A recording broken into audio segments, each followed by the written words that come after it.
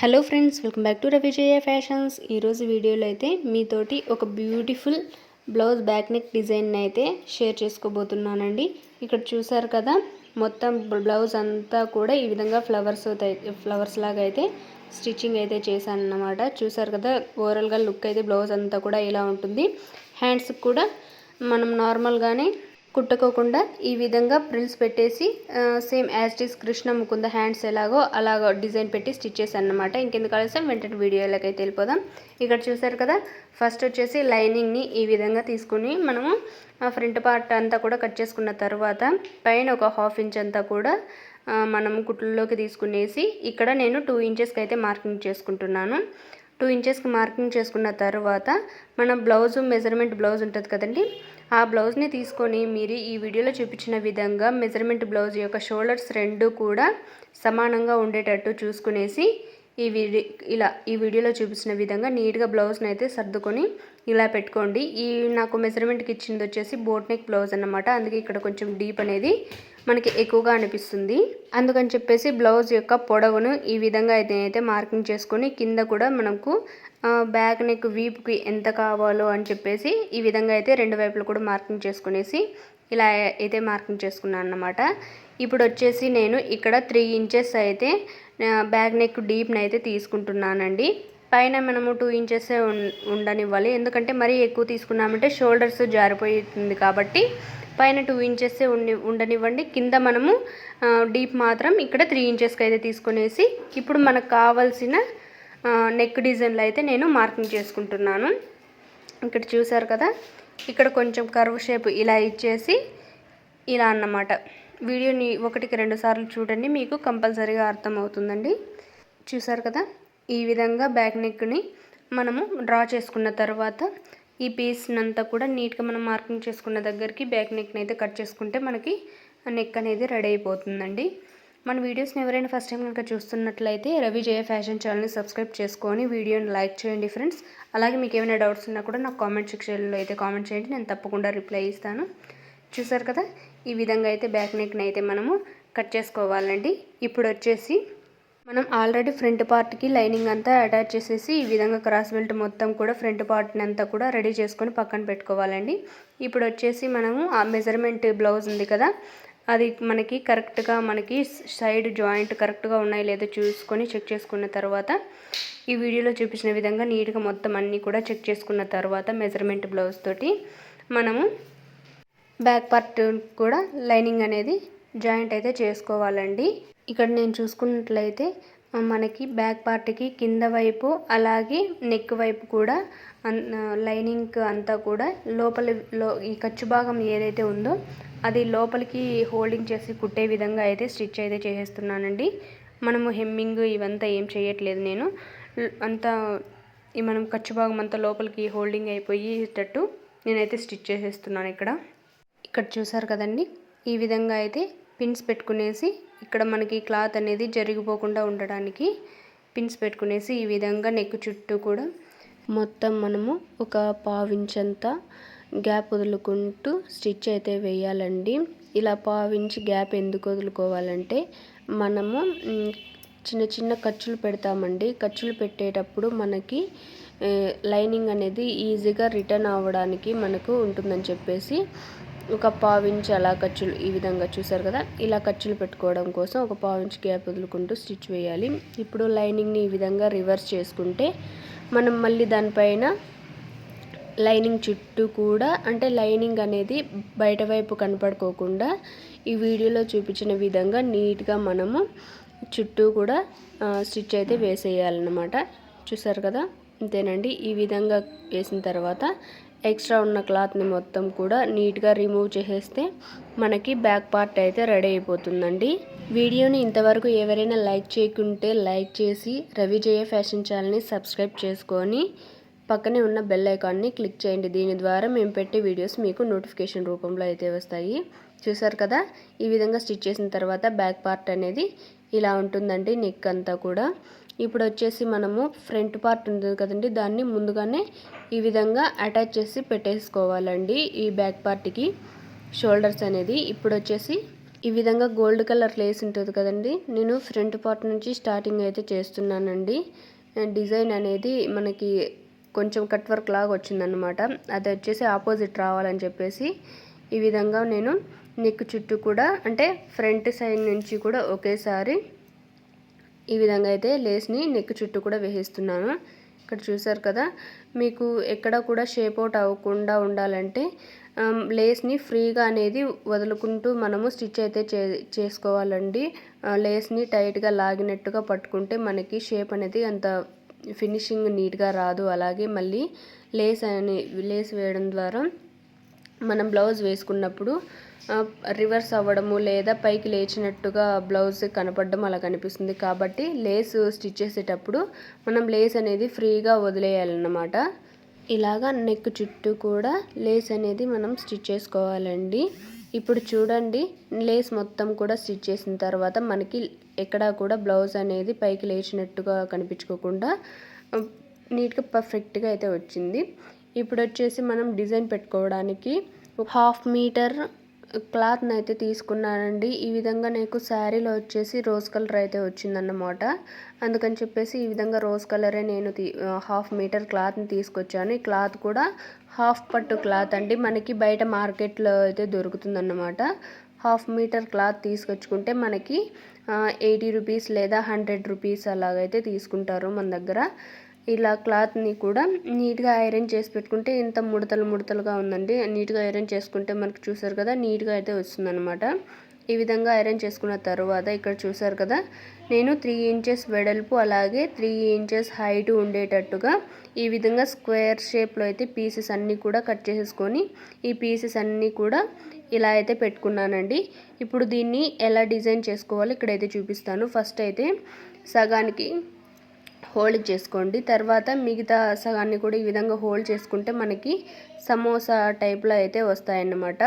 వీడియోని 1కి 2 సార్లు గమనిస్తే నేను చెప్పే విధానం కాకపోయినా మీకు వీడియోని చూస్తే క్లారిటీగా అయితే అర్థమవుతుందండి. మీకు వీడియోని క్లారిటీగా అయితే చూపించాను. ఇక్కడ చూడండి, ఈ విధంగా ఆపోజిట్ 2 కూడా హోల్డ్ చేసుకుంటే మనకి సమోసా లాగా అయితే వచ్చేస్తుందన్నమాట డిజైను.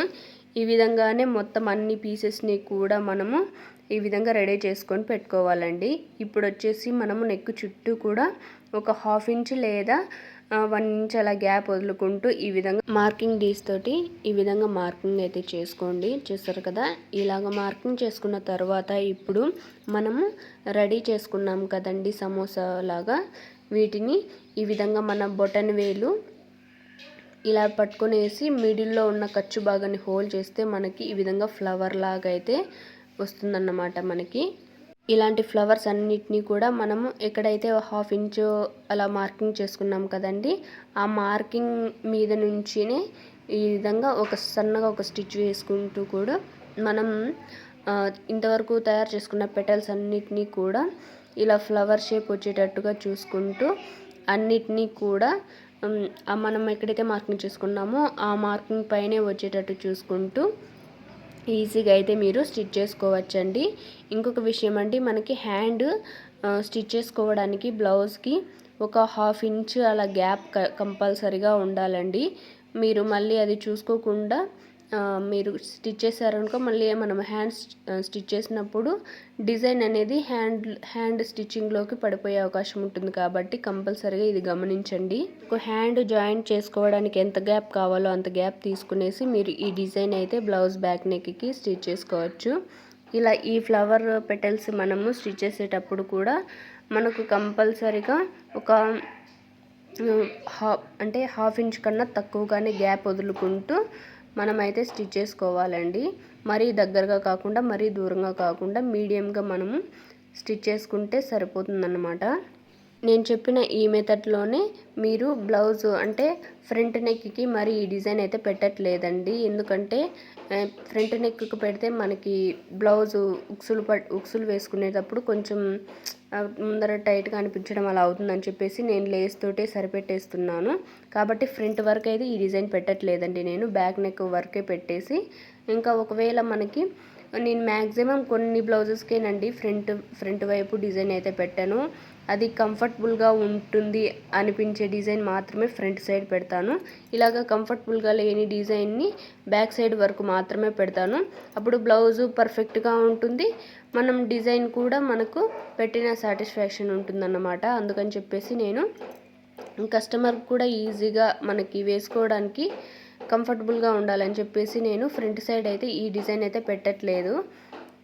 ఇప్పుడు చూసారు కదండి, సేమ్ ఇదే పెటల్స్ని మనం బ్లౌజ్ నెక్ చుట్టూ కూడా స్టిచ్ చేసిన తర్వాత ఎలా ఉంటుందో ఇప్పుడు మీకు చూపిస్తాను.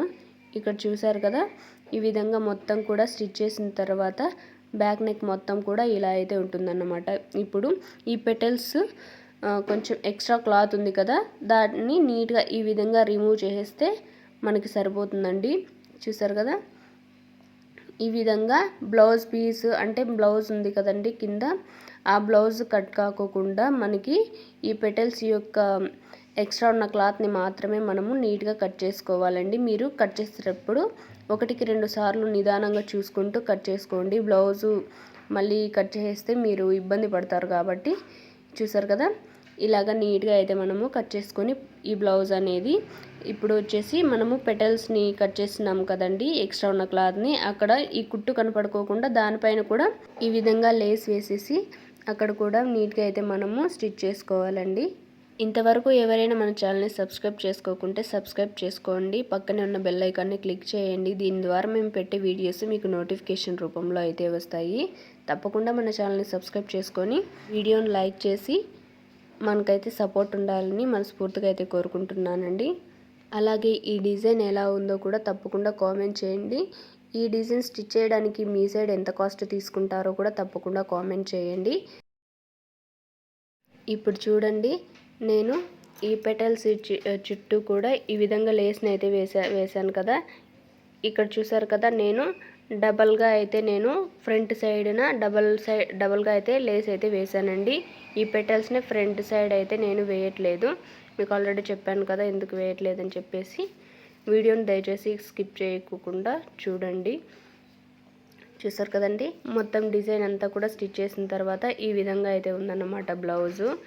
ఇప్పుడు వచ్చేసి దీనికి ఫ్లవర్ అనేది మనము మిడిల్లో స్టిచ్ చేయాలి కాబట్టి ఆల్రెడీ మనం ఈ విధంగా పెటల్స్ని అయితే పెట్టుకున్నాం కదండి, వాటిని ఈ విధంగా వీడియోలో చూపించిన విధంగా పెటల్స్ అన్నిటినీ కూడా ఈ విధంగా బటన్ వేలు పెట్టి ఖర్చు భాగాన్ని ఈ విధంగా హోల్డ్ చేసి దానిపైన ఈ విధంగా ఒక స్టిచ్ వేస్తే మనకి పెటల్స్ అనేటివి రెడీ అవుతాయండి.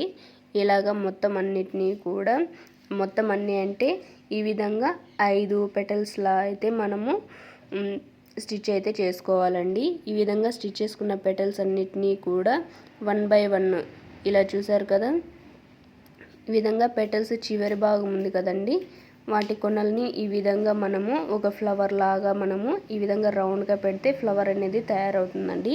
ఇప్పుడు మనము నీడిల్కి దారాన్ని ఎక్కించుకునేసి ఈ వీడియోలో చూపించిన విధంగా పెటల్స్ అన్నిటివి విడిపోకుండా ఉండడానికి ఈ విధంగా స్టిచ్ అయితే వేసేయండి. అన్ని పెటల్స్కి కూడా సమానంగా స్టిచ్ వేస్తే అది రౌండ్గా అలాగే ఫ్లవర్ లాగే ఉంటుందన్నమాట. చూసారు కదా, ఈ విధంగా మొత్తం అంతా కూడా నీట్గా స్టిచ్ వేయండి.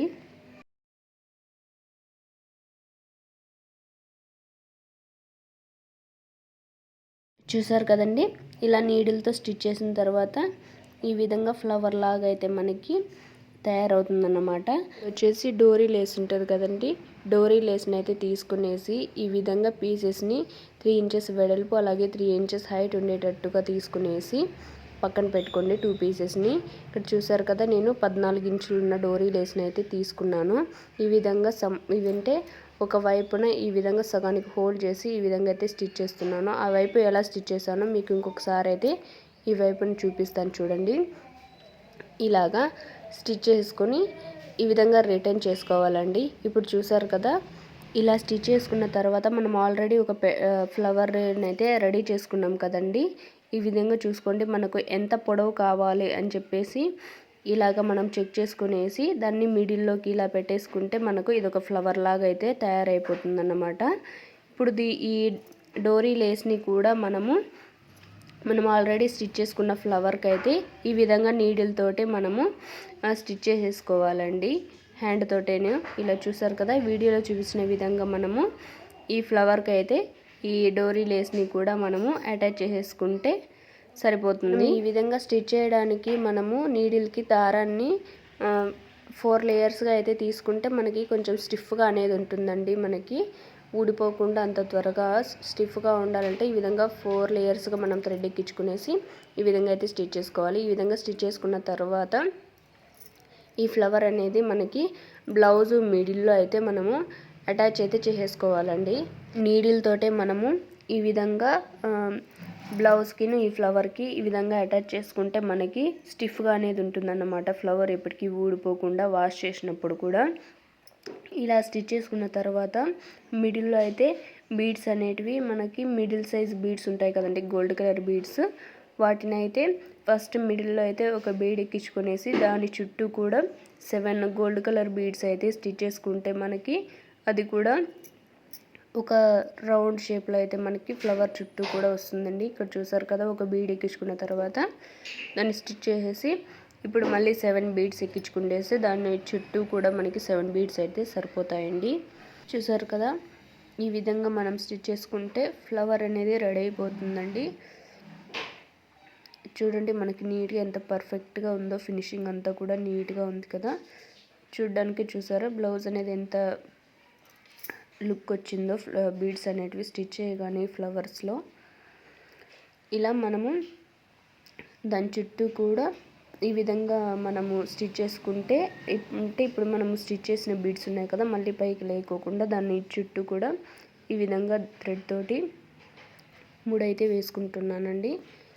ఈ విధంగా ఫ్లవర్స్ స్టిచ్ చేసిన తర్వాత ఇక్కడ చూసారు కదా, ఫ్లవర్స్ కింద ఈ విధంగా హ్యాంగింగ్స్ అయితే స్టిచ్ చేసాం కదండి.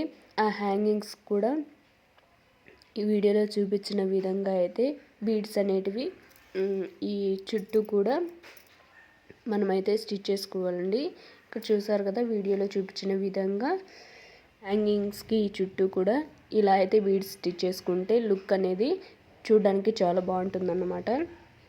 ప్లీజ్ అండి, వీడియోని ఇంతవరకు ఎవరైనా లైక్ చేయకుంటే లైక్ చేయండి. మీరు లైక్ చేయడం ద్వారా ఈ వీడియో అనేది ఇంకొంతమందికి షేర్ అయ్యే అవకాశం అయితే ఉంటుందండి.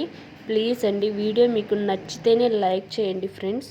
ఇలాంటి బ్లౌజ్ డిజైన్స్ మన ఛానల్లో ఇంకెన్నో ఉన్నాయి. మీకు ఒకవేళ ఇంట్రెస్ట్ ఉంటే వెళ్ళి ఒకసారి మన ఛానల్ని కూడా విజిట్ చేయొచ్చు.